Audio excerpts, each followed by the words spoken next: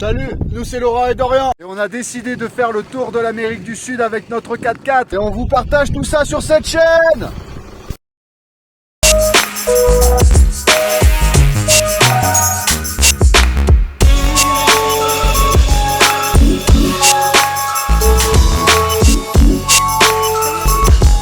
Vous présenter l'aménagement de notre véhicule. Après avoir passé des mois et des mois à traîner sur internet, on a enfin trouvé notre perle rare. Donc nous on est parti sur un Toyota Hilux de 2010. On voulait qu'il ait le moins d'électronique possible pour pas être embêté avec ça pendant le voyage. Et on est content parce qu'il a un hardtop. Ça nous évite un coût financier supplémentaire.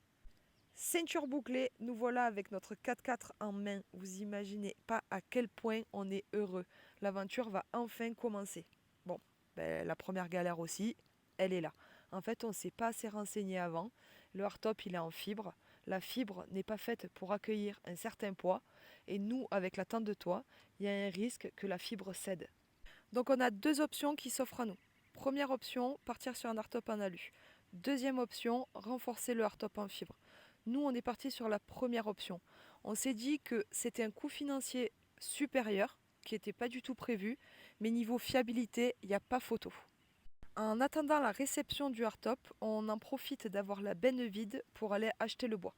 Donc nous, on est parti sur du peuplier parce qu'on s'est bien renseigné et le peuplier, c'est le bois le plus léger qui est. On a pris 2 plaques pour commencer. Une plaque, elle fait 250 par 150 et ça coûte environ 125 €. On les a prises d'une épaisseur de 18 mm. C'est parti, on se donne 3 mois pour avancer un maximum avant que la saison d'hiver reprenne.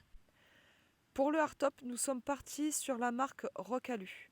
On s'est bien renseigné auprès de pas mal de professionnels, on ne voulait pas recommettre une autre erreur. Rockalu, c'est une marque française. On sait que s'il y avait un problème avec le hardtop, par rapport au SAV, ça va beaucoup plus vite. Donc, le produit était en stock par chance, on l'a reçu rapidement. On était quand même content parce qu'on ne voulait pas perdre de temps pour commencer l'aménagement. Ça y est, on a réceptionné le hardtop. Donc le hardtop, il arrive complètement en kit. C'est comme un meuble Ikea, mais c'est aussi facile à monter. Tout est très bien décrit, très bien repéré. La moindre pièce, le moindre boulon, les rondelles, tout sont repérés par des numéros. Toute la quincaillerie est en inox. Les choses sérieuses commencent pour Dorian. Les premiers travaux attaquent, vous imaginez même pas le stress qu'il avait. Il a fallu sortir le cache-benne pour pouvoir le découper pour laisser la place aux pattes de fixation du hardtop.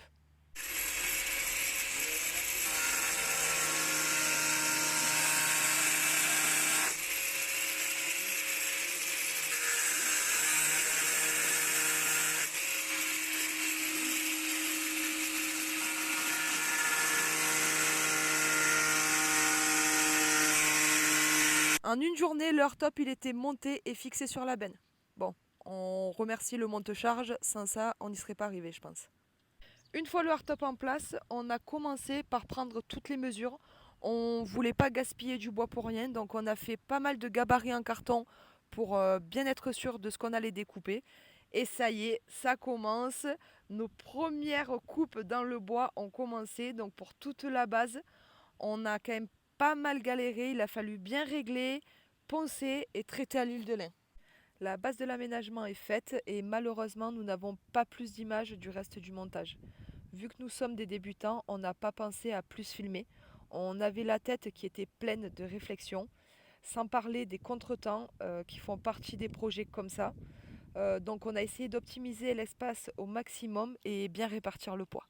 On a cherché des rails coulissants suffisamment longs et résistants pour accueillir le tiroir de cuisine. On est parti sur la marque Vevor qui peuvent supporter jusqu'à 250 kg. On est à quelques jours de notre départ pour notre saison d'hiver à Isola 2000 et comme vous le voyez, on a quand même bien avancé et on est assez content de nous. Maintenant, on va vous montrer le résultat final et c'est Dorian qui va s'en charger. T'es où? Ah non, je rêve. Oh, c'est à toi de faire la vidéo. Oh putain. Bon, bienvenue en Amérique du Sud, désolé, on y est déjà. Hein. Bon, présentation du véhicule, c'est ça Laura? Ouais. Ouverture très pratique avec le hardtop Rockalu. Voilà le résultat final. Bon, du coup, le gros tiroir qui accueille la glacière électrique, qui est branché avec l'allume-cigare. Le panneau électrique est là. On a notre petit témoin de charge. Là, on voit pas très bien, il y a le soleil. Donc ça, ce qui alimente toutes les petites lampes et la pompe à eau. Donc là, la glacière, c'est une CFX qui supporte plus les vibrations et les ballons et les changements de niveau. On essaye de l'utiliser au minimum possible parce que ça consomme quand même pas mal. Et donc du coup, c'est une 35 litres. Dans le tiroir, un autre tiroir, gazinière, essencière, à essence, du coup vachement plus pratique pour trouver de l'essence que du gaz ici. Ça marche très bien, à peu près 5 litres d'essence tous les mois. Ensuite, donc ça c'est ma partie, avec affaires d'été et affaires d'hiver au fond. Donc ça vous prend vraiment toute la longueur. Voilà, on a 2 caisses. On a que ça pour 10 mois. Donc en haut c'est moi et en bas c'est Laura. Ah, j'ai marché dans une fourmilière. Un autre tiroir. Donc du coup, comme on vous a dit avant, on a essayé d'optimiser à fond l'espace. Donc là, ce tiroir là, quand il va en butée, on arrive sur le passage de roue. On verra après plus tard les autres rangements. Donc là, tout ce qu'il y a là, les herbes, le reste des pâtes, l'huile d'olive, la moutarde, enfin voilà, bref. Là, on a un petit compartiment pareil qui va aussi lui jusqu'au passage de roue pour optimiser l'espace. Là, on a un petit peu de bois sec pour faire les assados et la petite hache pour couper du bois. Ah, il est fourmi. Donc là, nous avons la table qui est pliante. Super pratique. L'avantage, c'est qu'elle se règle, les pieds se règlent et du coup, on peut bien stabiliser en fonction du niveau du terrain. Donc là, nous avons un compartiment ELEC, donc une batterie de 120 ampères qui est branchée, elle, au coupleur séparateur. Donc le coupleur séparateur, lui, sert à recharger la batterie pendant qu'on roule. Là, nous avons le coupe-circuit. Donc quand on reste longtemps arrêté ou pour le shipping quand il était sur le bateau, on pouvait déconnecter la batterie. Et là, le boîtier fusible, bien sûr, il y a le tiers de partout. Là, nous avons branché un allume-cigare sur la batterie pour pouvoir brancher un convertisseur en pur sinus. C'est là où on met toutes les batteries du drone, l'ordi et l'appareil photo en charge pendant qu'on roule. Ensuite là, nous avons un petit rangement avec les câbles de la pompe à eau et tout qui passe. Et aussi les câbles du chauffe-eau qui passent. Et vous pouvez voir les gaines, là, électriques, qui passent, ici, là. Donc là, comme je vous ai montré, il y a les gaines. On a fait passer là dans tout l'angle de la carrosserie. Et là, si vous pouvez voir, là, c'est toute l'alimentation en fait du coupleur séparateur qui passe jusqu'à devant le moteur au coupleur séparateur. Je vous montrerai après. Donc bien sûr, on a beaucoup de bordel. On attend d'avoir une grille de barbecue pour se servir du charbon, mais tant qu'à faire, on a déjà le charbon. Ensuite, la douchette que j'actionne à chaque fois par le tableau ici. Paf. Donc la douchette qui marche très bien. Et on peut s'en servir déjà quand on a chaud pour se laver les dents, pour faire la vaisselle ou pour faire la petite toilette. L'avantage, c'est qu'on peut s'en servir, il fait chaud, on peut s'en servir de ce côté comme de l'autre côté, suivant le vis-à-vis. Donc là, on a les petites lampes pour l'extérieur. Ensuite, là, nous avons la deuxième roue de secours qu'on a décidé de mettre là. Ensuite, on a les cales en plastique. Nous avons un jerrycan de 20 litres de réserve de gasoil ici.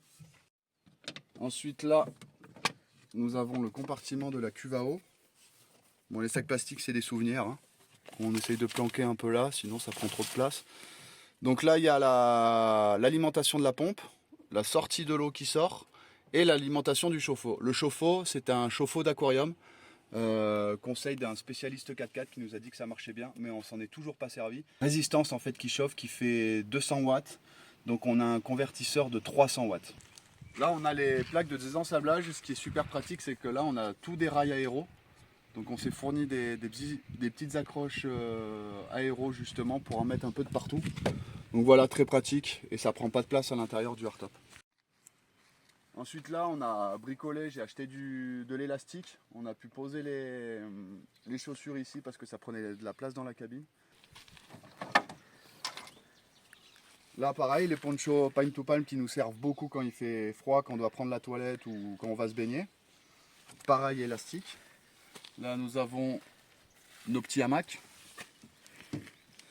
Là le compartiment salle de bain. Ce n'est pas une vraie salle de bain, mais on a toutes les affaires de toilette au moins dedans. Encore une réserve à essence, c'est des bouteilles en plastique, c'est pas très normé, mais on fait comme on peut dans cette vie. Là un autre compartiment avec des livres, les papiers et un double fond. Et là, de l'autre côté du coup, l'autre compartiment de la cuve à eau de 50 litres. En fait, le remplissage se fait là, on a un gros entonnoir et on remplit soit au tuyau d'arrosage si on en a un, soit au bidon de 10 litres qu'on a aussi derrière.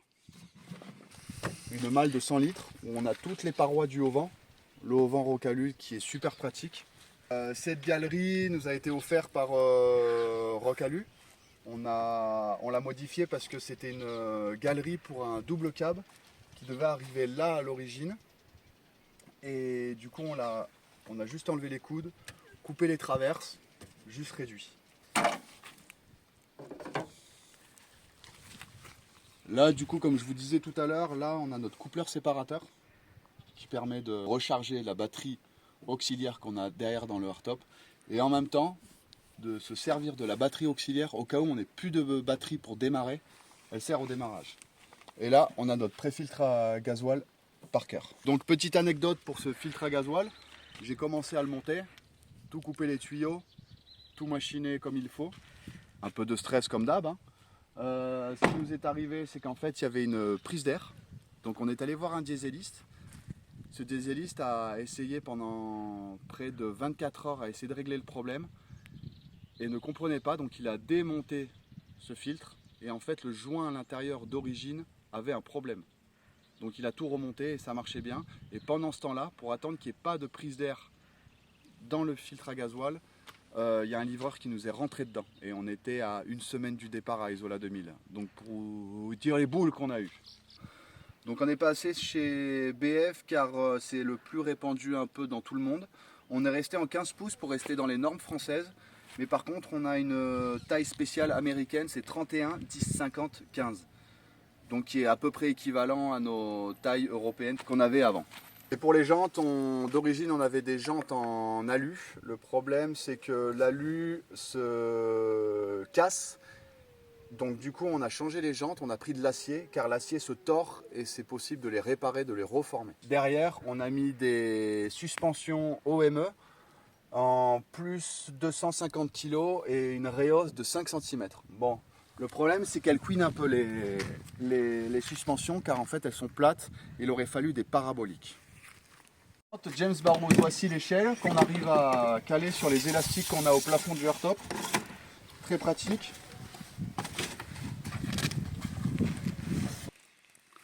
Voilà, vous pouvez voir il y a des ouvertures de partout, donc là il y a une porte, là il y a une porte et là où je suis il y a une porte. Sinon toutes les autres ouverture, c'est toutes des moustiquaires. Donc c'est super pratique, on peut bien ventiler. Il y a un petit rangement filet là-haut et une VMC là-haut. Malheureusement, elle ne marche plus. Elle fait 140 par 200. Donc pour la sécurité, on a mis 3 barres Heavy Duty de chez Rhinorack sur le hardtop. Les accroches aéro qu'il y a aussi au plafond du hardtop nous a permis avec des mousquetons, des élastiques, de pouvoir faire un rangement de l'échelle, des chaises et des pieds qui soutiennent le haut vent quand on met les parois. Encore une fois, un gain de place. Donc pour le haut vent, on va ouvrir. au banc là qui sont faits pour le tendre. Donc il faut tout fermer. Sinon ça gêne à l'ouverture.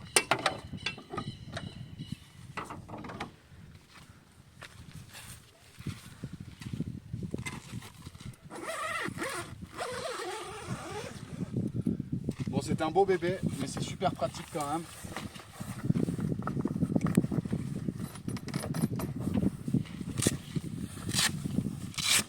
Et l'avantage, c'est que ça se déplie et que ça se replie en 2 secondes. Si vous avez un chronomètre sur vous, je mets pas non plus 2 secondes. Donc il y a un crochet qui va là à l'extrémité de devant. Hop. Que je viens fixer directement sur la galerie. Le deuxième.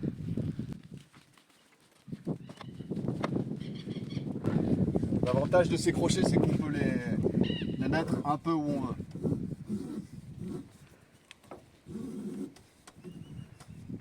Voilà. Venez voir ce que ça donne. Voilà. On a une superbe surface qui est ombragée.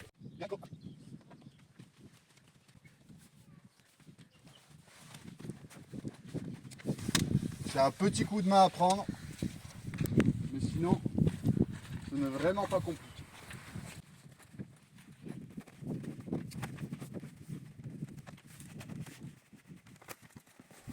Bon, normalement, je ne suis pas tout seul à le fermer, hein.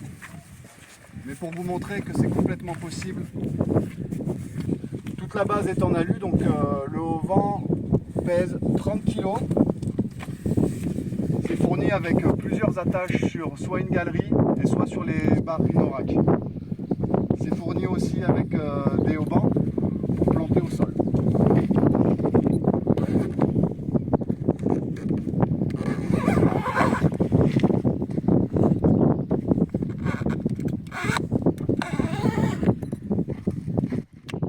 Voilà, ça c'est de la qualité française. Donc au moment de plier la tente, il faut bien faire gaffe à ne pas gêner en fait les sortes de vérins qu'on a là, qu'on plie comme ça. Donc on peut y laisser oreiller, couette et sac de couchage. Bon, ça fait un peu forcé, mais sinon c'est nickel. Pour la plier, c'est le devant d'abord. Bien faire gaffe à qu'il n'y ait rien qui ressorte. Et juste le petit clips, hop, clac. Ok. Pour la fermer, on a une petite sangle. On y a fait un nœud parce que quand la nuit on a du vent, la sangle elle claque de partout. Ça peut se fermer largement tout seul. Il faut juste pareil, bien tout rentrer.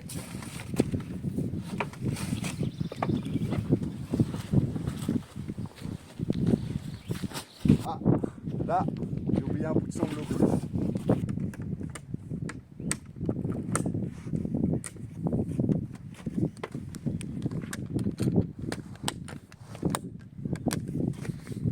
Voilà. On a mis 5 mois pour faire l'aménagement de notre véhicule.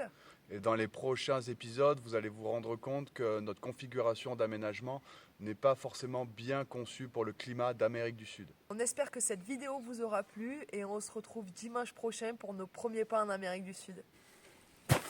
Bon, si cette vidéo t'a plu, lâche un like, commente si tu as des questions et surtout, abonne-toi. Allez, ciao!